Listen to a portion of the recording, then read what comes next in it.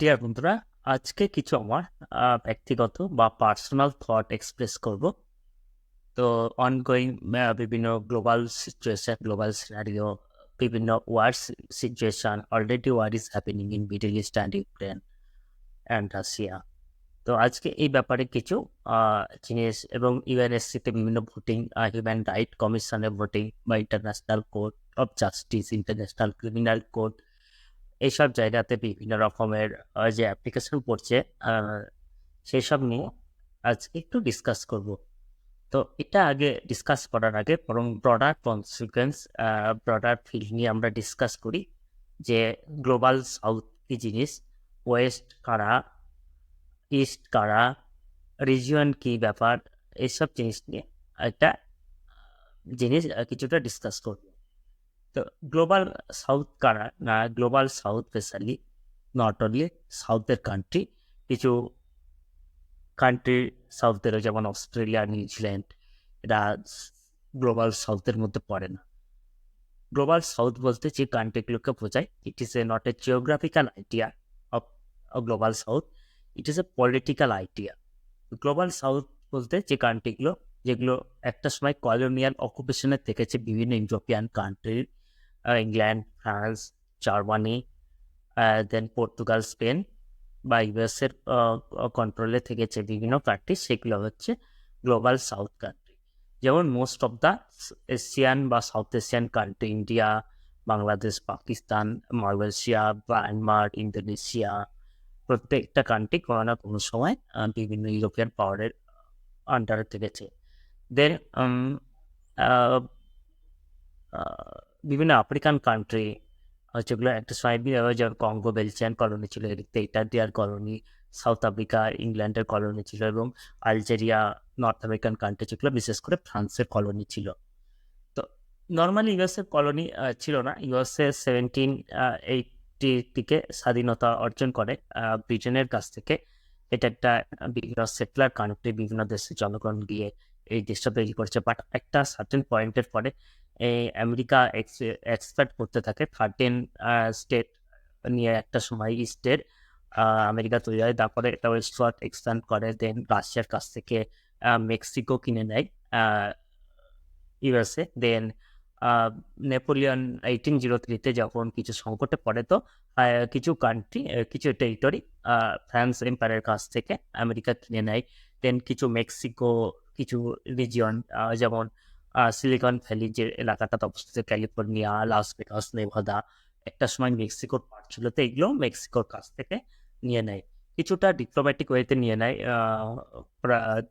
যেমন price settle করে, যেমন ফ্রান্সের কাছ থেকে যে জিনিসগুলো আমেরিকা নিয়ে নেয়, যে এলাকাগুলো, টেরিটরিগুলো, সেগুলো 3 সেন্ট পার একর কস্ট পড়েছিল সেই সময়। এবং আলাস্কার কাছ থেকে, আলাস্কা রাশিয়ার কাছ থেকে খুব অল্প দামে আলাস্কা নিয়ে নেয়। আমরা জানি যে Alaska is the largest state of United state. তো আমেরিকা আলাস্কা রাশিয়ার কাছ থেকে নিয়ে নেয়, কিনে নেয়। বাট কিছু আবার ফোর্স সাপ্লাই করে নেয়, আবার ফিলিপাইন্সকে অকুপাই করে আমেরিকা। তো আমেরিকা নর্মালি যে সেটলার টেরিটরি হলো, স্টেট হলো, পরবর্তীকালে সিগনিফিকান্স ইম্পেরিয়াল পজিশনে ছিল। তো যে সমস্ত কান্ট্রিগুলো ইম্পেরিয়াল কান্ট্রি, জাপান একটা সময় যেমন ইম্পারমেন্টের কথা, জাপানের ইম্পেরিয়াল একটা পজিশন ছিল, জাপান বিভিন্ন কান্ট্রি কনকোয়েস্ট করেছে। যেমন জাপান, এইগুলো ব্রডার ওয়েস্টের মধ্যে পড়ে, ওয়েস্ট কান্ট্রি। ওয়েস্ট কান্ট্রির মধ্যে ম্যাক্সিমাম ওয়েস্টার্ন ইউরোপের কান্ট্রিগুলো, then America, Canada, Japan, South Korea and Australia, New Zealand, এই কান্ট্রিগুলো ওয়েস্ট কান্ট্রি পড়ে। আর বাকি কান্ট্রি ইস্ট কান্ট্রি বা গ্লোবাল সাউথ বলা হয়। তো এই কান্ট্রিগুলো সাধারণত কলোনাইজড বা পিছিয়ে পড়া কান্ট্রি। তো একটা সময় কলোনিয়ালিজম ছিল। কলোনিয়ালিজম কি ছিল না, ডিরেক্ট অ্যাকচুয়ালি বিভিন্ন বিজনেসের নাম করে বাই ফোর্সফুলি তাদের প্রোডাক্টকে সেল করা হতো, বা বাই ফোর্সফুলি ডোমেস্টিক ইন্ডাস্ট্রিকে সাপ্রেস করা হতো। যেমন ইন্ডিয়াতে যে কটন ইন্ডাস্ট্রি খুব ফেমাস ছিল ব্রিটিশ অ্যারাইভেলের আগে। তো ইন্ডিয়ার famous for is cotton industry mostly, আরও এটা এস্টাবলিশ কটন ইন্ডাস্ট্রি ছিল। বাট ব্রিটিশ আসে, তাদের ম্যানচেস্টারে প্রডিউসড আইটেম ইন্ডিয়াতে সেল করতে শুরু করে, এবং ইন্ডিয়ান প্রোডাকশনটাকে আস্তে আস্তে ডিস্ট্রয় করে দেয়, ইন্ডিজিনাস প্রোডাকশনকে। ঠিক তেমনি বিভিন্ন আফ্রিকা ইউরোপিয়ান কান্ট্রিগুলো আদার্স কান্ট্রির সাথে, যেমন চীনের সাথে, চীন খুব পপুলার ছিল, চীনের চা পপুলার ছিল, তো ব্রিটিশরা চা পান চালু করে।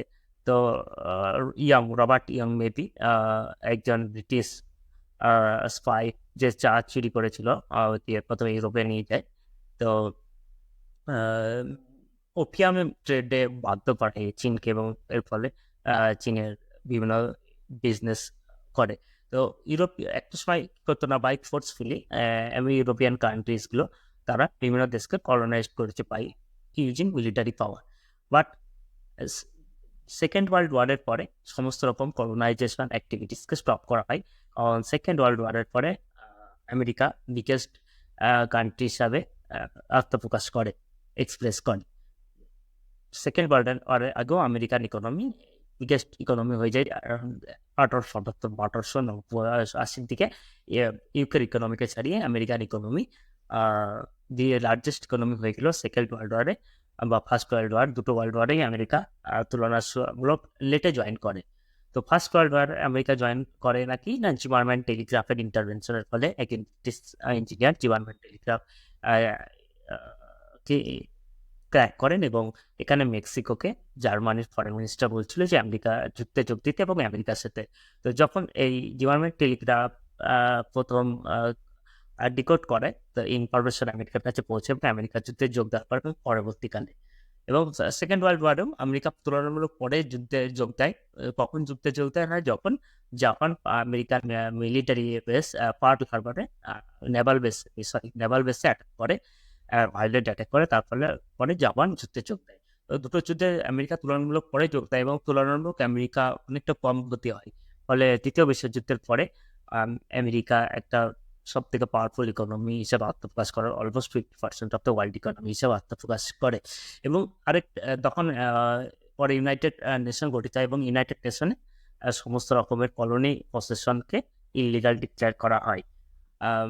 তো তারপরে বিভিন্ন ডিকলোনাইজেশন মুভমেন্ট ঘটে এশিয়া, আফ্রিকা এবং ল্যাটিন আমেরিকাতে। সব দেশ এক এক করে স্বাধীনতা লাভ করে। দেন আস্তে আস্তে তাদের যে ওয়াশিংটন কনসেনসাসের যে নিও লিবারাল কনসেনসাস, যে ফ্রি ট্রেড, যে ওয়ার্ল্ড ব্যাংক, IMF, তাদের প্রতিষ্ঠিত যে সিস্টেম, সেই সিস্টেমগুলো থেকে যায়। ফলে তারা নর্মালি যে IMF যে কোটা থাকে, একটা ভোটিং সিস্টেম থাকে, সেখানে যে যত বেশি কন্ট্রিবিউট করবে তার উপরে কোটা ফিক্সড হয়। তো দেখা যায় যে সেখানে ওয়েস্টার্ন কান্ট্রি, যেগুলো কলোনাইজড কান্ট্রি একটা সময়ে, যেগুলো একটা দেশকে কলোনাইজেশন করে রেখেছে, তো কলোনাইজারগুলোই আলটিমেটলি সেই ওয়ার্ল্ড ব্যাংক বা IMF ডমিনেট করতে থাকে। এর ফলে কি হয় না, যে তারাই আবার আলটিমেট লোন, ফিনান্সিং বা বিভিন্ন ডেভেলপমেন্টাল প্রজেক্ট অ্যাক্টিভিটিসগুলোকে হাত লাগায়। ফলে আলটিমেট এর ডিপেন্ডেন্সি হয়ে থাকে বিভিন্ন থার্ড ওয়ার্ল্ড কান্ট্রিগুলো, এই আফ্রিকান, ল্যাটিন আমেরিকান বা এশিয়ান কান্ট্রিগুলো। তো আলটিমেটলি এই সিচুয়েশনটাকে বলা হয় নিও কলোনাইজেশন। রিসেন্টলি যেটা একটা জিনিস ট্রেন্ড ফলো করা যায়, যে গ্লোবাল সাউথ বলতে গেলে যে ব্রডার যে ডেভেলপিং কান্ট্রিজ, বিশেষ করে যেগুলো কলোনাইজড হয়েছিল একটা সময়, সেই কান্ট্রিগুলো গ্লোবাল সাউথ। এই সাউথের কনসেনসাস অনেকটা পরে হয়, যেমন আসিয়ান কান্ট্রিগুলো, association of South East Asian countries, যেগুলো 1967 প্রতিষ্ঠিত হয়। ইনিশিয়ালি 5 কান্ট্রিজ, দেন পরবর্তীকালে 1999-এর দিকে সমস্ত country, south East Asian country ASEAN ব্লকে জয়েন করে। ফলে একটা রিজিওনাল কনসেনসাস তৈরি হয়, যেটা 1967-এ তৈরি হয়। তেমনি এরকম রিজিওনাল অর্গানাইজেশন গড়ে ওঠে, আফ্রিকান ইউনিয়ন এবং বিভিন্ন ল্যাটিন আমেরিকানতে বিভিন্ন ইউনিয়ন গড়ে ওঠে। তারপরে আস্তে আস্তে যখন চায়না রাইজ হয়, সাংহাই কোঅপারেশন, এবং সব থেকে ইম্পর্টেন্ট হচ্ছে জওহরলাল নেহরু এবং সুকার্নো প্রেসিডেন্ট, বিভিন্ন কান্ট্রি তারা যে নন অ্যালাইন মুভমেন্ট চালু করে।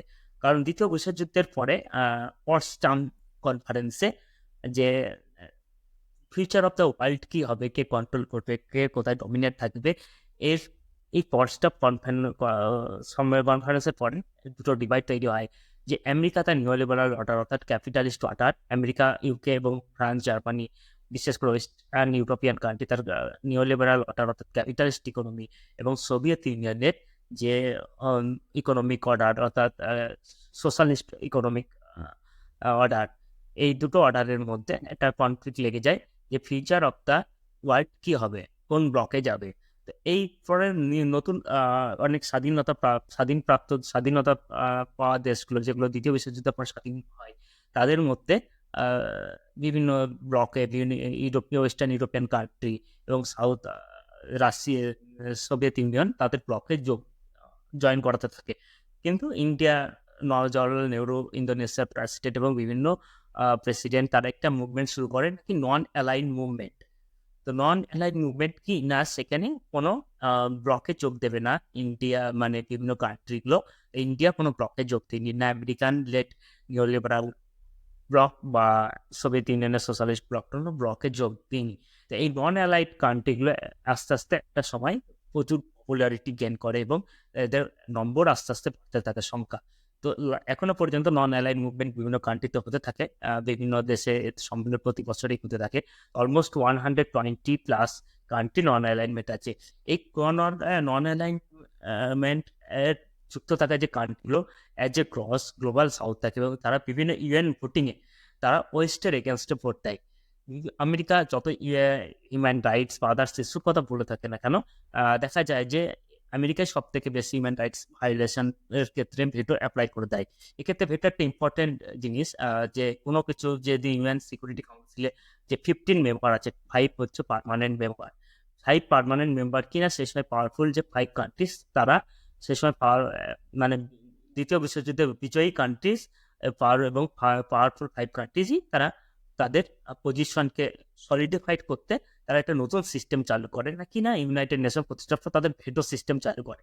তো ভেটো কি জিনিস, না কোনো একটা বিষয়, কোনো জিনিস যদি সেটাকে প্রেস করা হয় ইউনাইটেড নেশনের সিকিউরিটি কাউন্সিলে, তাহলে যদি সেটা কোনো 5টা কান্ট্রিকে অ্যাগ্রি হতে হবে যে ইস্যুটাতে, তো সেক্ষেত্রে কি দেখা গেল কোনো একটা ইস্যু যদি কোনো একটা কান্ট্রি ডিসঅ্যাগ্রি হয়, অর্থাৎ সে ভেটো অ্যাপ্লাই করে দেয়, সেই প্রসিডার ফার্দার প্রসিড হবে না। সেই পার্টিকুলার সেটা কোনো সিকিউরিটি ইস্যু হতে পারে বা হিউম্যান রাইটস ইস্যু হতে পারে, সেটা প্রসিড হবে না। তো দ্বিতীয় দেখা যায় যে বেশিরভাগ ক্ষেত্রে ভেটো অ্যাপ্লাই করেছে নাকি ইউনাইটেড স্টেট, হিউম্যান রাইট ইস্যুর ক্ষেত্রে হোক বা বিভিন্ন ক্ষেত্রেই হোক। এবং বাকি যে 10টা নন পার্মানেন্ট মেম্বার আছে ইউনাইটেড সিকিউরিটি কাউন্সিলের, এটা রোটেশন ওয়াইজ হয়। কিছুদিন আগে ইন্ডিয়া ইউনাইটেড সিকিউরিটি কাউন্সিলের নন পার্মানেন্ট মেম্বার ছিল। এইভাবে তারা তাদের এখনো কন্ট্রোল বজায় রেখে দিয়েছে। বিশেষ করে হিউম্যান রাইটস ভায়োলেশনের ক্ষেত্রেও ওয়েস্ট অনেক বিভিন্ন জায়গায় হিউম্যান রাইটস ভায়োলেশন করে। রিসেন্টলি যেমন আপকামিং গাজা ওয়ারে, সেখানে বিভিন্ন হিউজ অ্যামাউন্টের পপুলেশন অলরেডি, সিভিলিয়ান ডেথ হয়ে গেছে, চিলড্রেন ডেথ হয়ে গেছে। লাস্ট 4-5 ইয়ার্সে টোটাল যত চিলড্রেন বিভিন্ন কনফ্লিক্টেড ডেথ না হয়েছে কম্বাইন্ড গাজা ওয়ারে, তার থেকে বেশি চিলড্রেন ডেথ হয়ে গেছে।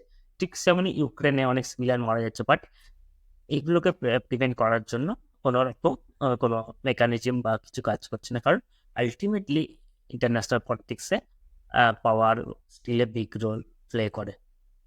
তো বন্ধুরা, কিছু আজকে থট এক্সপ্রেস করলাম খুব সংক্ষেপে, তো এখানে ভিডিওটা শেষ করছি।